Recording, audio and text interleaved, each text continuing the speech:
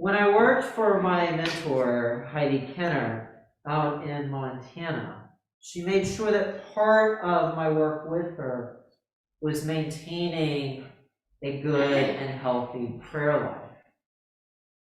So part of that was each month I was to set aside a day to have as a retreat.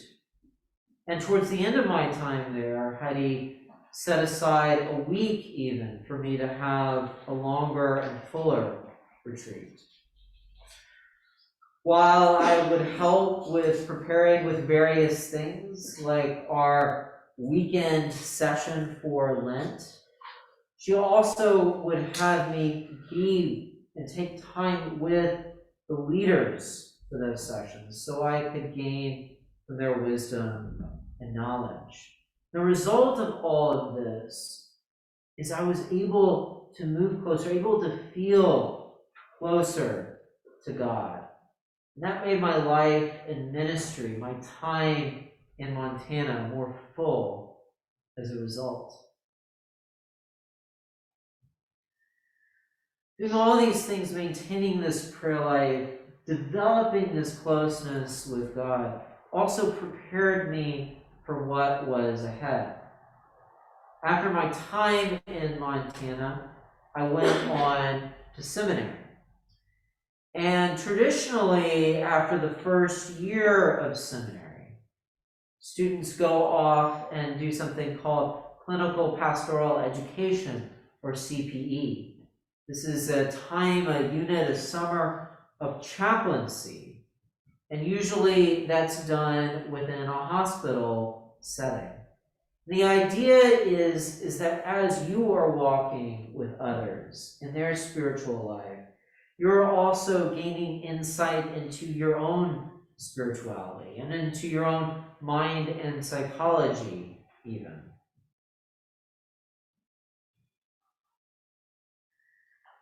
Now, my experience with CPE was pretty terrifying. Our supervisor was utilizing what I would find out much later were very outdated models for psychology. So outdated that most would say there's only one thing that these models really had to offer. And because of that, one of the things that our supervisor really did is it felt like our sessions with her were these sessions of really almost psychological torture where we were often pitted against one another as she was poking to see what all was there in us. The result of this was I ended up that summer pretty broken. About midway through, I even thought about quitting, and the only reason I didn't was because this was a requirement for my seminary as well as my diocese, and I thought if I can just make it through, if I can just get through a little bit longer, then I never have to do this again. Well, because I had a bad experience, it was thought that this was so important for me to get a good one that my seminary professors, a group of them, in their infinite wisdom, decided that I should go through CPE again. And my diocese agreed. So the second part of my second year in seminary was spent scrambling to try at the last minute to find another unit of CPE. And I was understandably afraid because I knew the worst that CPE had to offer. And angry that I was having to go through this again. But I was able to find a good unit for me, one that helped me gain more tools for my own ministry. And it was work at Holy Comforter Episcopal Church in Atlanta, Georgia. And many of the people that we served in that parish live with some form of mental illness or disability. So I learned a lot that has stayed with me, and it was a nurturing experience for me as well. Yet I was still pretty shaken up after my past experience, and I was still pretty angry even after all that I gained from this summer. I needed some time for healing. What I really needed was time spent building my relationship back up with God, making it so that I could let God into my life once again. So I turned back to that place that had helped me before, Montana. And I spoke with Heidi, and she made an arrangement for me to go and be out there for the last part of my summer. The only agreement I had to make was to work with the youth group there that I had served with so much of my time in Montana before. So I did this work, and afterwards I was getting ready to go on my own spiritual journey. I sat down with Heidi and talked with her and told her everything that had gone on this past year. She paused for a moment afterwards, and then she said these words that I have not yet forgotten. Trey, are you mad at God for something God did, or for something people did?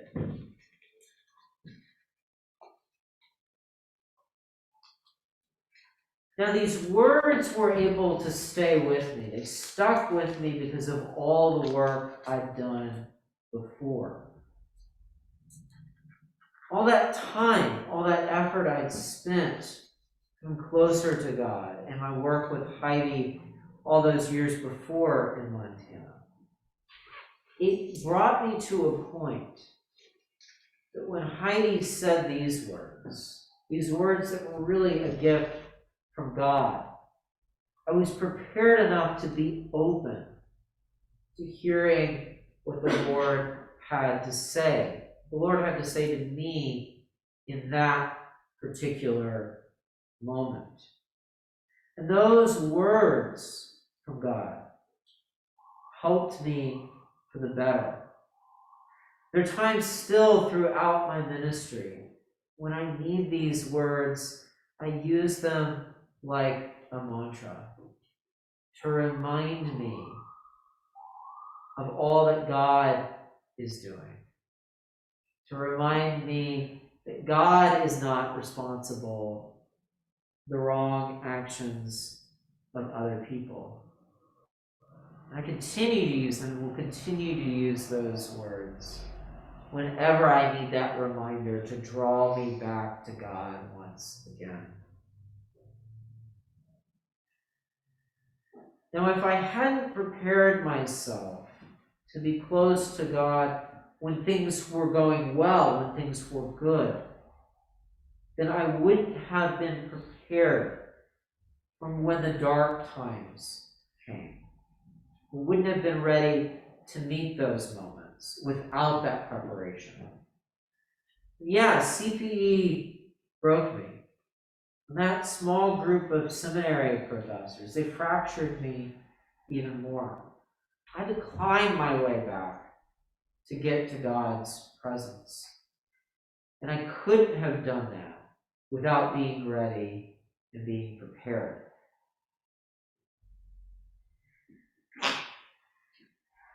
That's what this season of Advent is really about.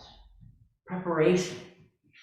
That's what our readings remind us of today. Whether it's through an expression of joy or even one of apocalypse and calamity as we see in the gospel, our readings are calling us to be ready, to take the time to prepare ourselves to let God in. The heavenly Jerusalem we hear of, that place that's not just set aside for one group of people, but for all. That heavenly Jerusalem doesn't just come about overnight. That day where we will one day beat our swords into plowshares and study war no more. That doesn't come about from a single effort. Laying aside the works of darkness and putting on the armor of light, it takes time to get ready. It takes time to put that armor on. To be ready to let God in means being prepared. It means doing the work to be ready.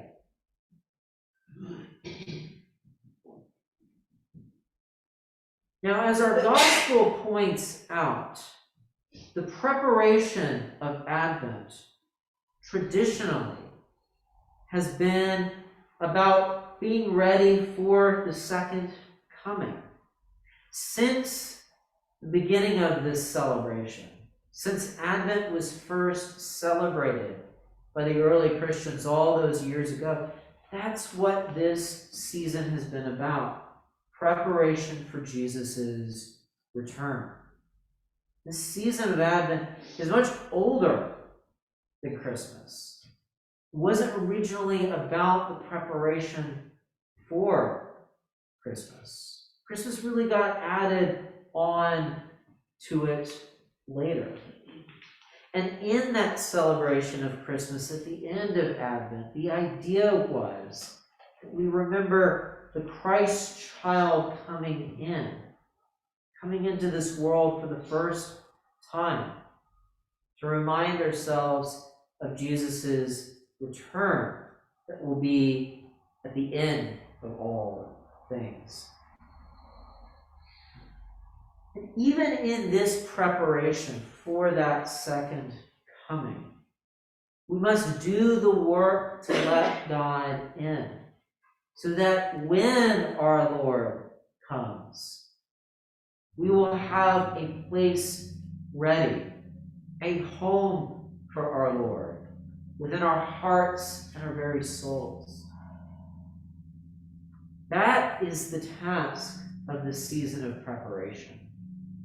Because the task of Advent is to do the work that we are always called on to do, to prepare ourselves to let God in. Now, that work of preparation is not an easy one. It takes time, it takes effort.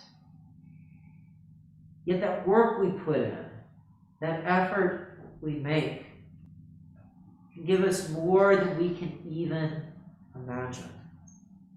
As I can attest with my own life, that preparation is enough to get us through the dark times, no matter how difficult they may be.